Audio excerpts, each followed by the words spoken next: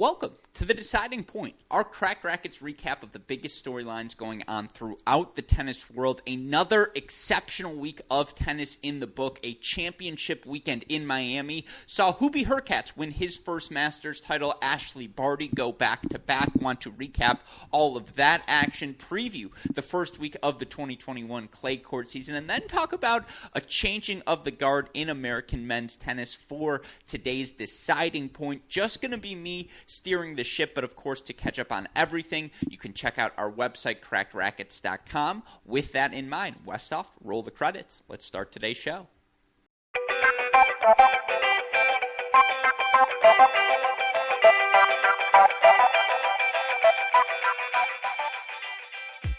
What a fantastic week of women's tennis we just watched unfold in Miami. Ashleigh Barty joining an exclusive list of players. It's Graf, Celis, Sanchez Vicario, Venus, Serena, and now Ashleigh Barty, the only 6 women in WTA history to win back-to-back Miami Opens. For Barty, she was so impressive all week long, fought off match points in her first-round match against Kutsova, then this weekend gets victories over both Elina Svitolina in straight sets and then Andreescu in straight sets to earn the title. You look for Ashleigh Barty. Obviously, she's someone we've seen have success before, but this is not her first time in Title Town. This is, the 10th title of her career. First time in her career she's defended a title after winning the previous year's event, and she's the second player this season, joining Naomi Osaka, to win a title after fighting off a match point earlier in the event. You look for Ashleigh Barty, and I broke this down extensively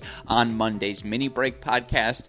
It's her movement that separates her from every other player in the women's game right now. It's what makes up for the fact, does she have elite power? No, not compared to the Sabalenkas, the Serenas, the Osakas of the world, but at worst, she's a half-notch below on that forehand side, but her movement allows her to make up for that extra lack of half-second of pace she can create, because she beats you to the spot a half-second early, and because of that, she's taking the ball early. She's able to go cross-court, go down the line. She does such a good job of lulling her opponents to sleep by utilizing her backhand slice to slow things down, but in the final against Andreescu, she completely flipped the script. She hit through 70% of her backhands after slicing 70% of them, I should say, in the rounds leading up to the final. And then just, her serve, her forehand, she can play +1 tennis. She's a doubles Grand Slam champion, and that's indicative of how good she is as a volleyer. Her instincts at the net moving forward. She's such a tough competitor, goes up early in the first set of the championship only to see Andreescu get that break back for 2-3, but then immediately breaks Andreescu for 4-2, cruises from there. Just, Svitolina didn't have a big enough weapon on these slow Miami courts to hurt Ashleigh Barty, and of course, the last time Ashleigh Barty played the French Open, she won the French Open in 2019.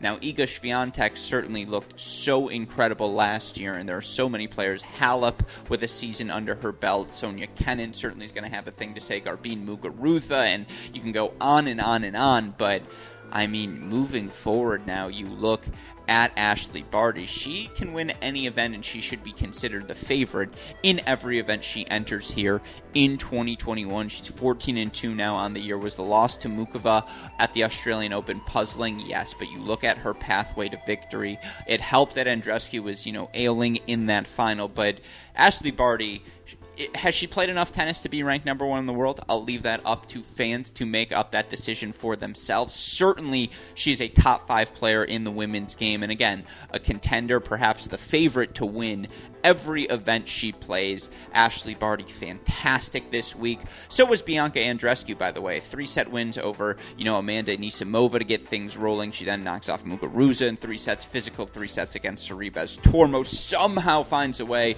7-6, 3-6, 7-6 to knock off Sakkari in the semifinals. When healthy, her combination of speed, creativity, power, gamesmanship, mentality. She can do it all, folks. And again, that's the word, that last one, mentality, was what stuck out for her because she was hurting physically, clearly, during her quarterfinal, very much her semifinal, and obviously overwhelming in that final match. And yet, She still managed to find a way to the final, still knocked off such a tough degree of competition considering she played no tennis in 2021, and if she can stay healthy, her level, her fitness, her accuracy, precision, they're only going to get better as she continues to get more matches under her belt. That the mentality, that the competitive instincts are still there, it's a really scary thing for the rest of the women's game. Andreescu, a star. So were Sakkari, so were Svitolina, who will get overlooked because they lost in the semifinals, but they were spectacular all week long. And again, another tournament in the books on the women's tour, another fantastic level of play. Ashleigh Barty's your superstar. She defends her number one world ranking back-to-back in Miami, but Andreescu, Sakkari, Svitolina, the entire WTA tour delivering the goods at this year's Miami Open.